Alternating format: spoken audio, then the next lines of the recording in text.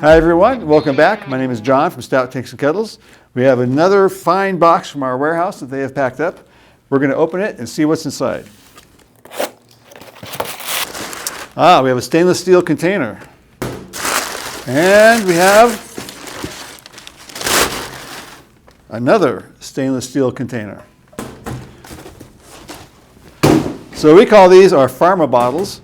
These are useful not just in the pharmaceutical industry, but also breweries, wineries, distilleries. These are useful for holding ingredients that need to be kept sanitary. They're mirror polished inside, super fine, super sanitary. This one comes with a tri-clamp lid, so it's both a convenient connection, but you can also connect this to your process piping. They come in a variety of different sizes, from very small to very big. We have 304 stainless and 316 stainless for different compatibilities. This design has a screw top lid. That's all we have for this week. We'll see you next time.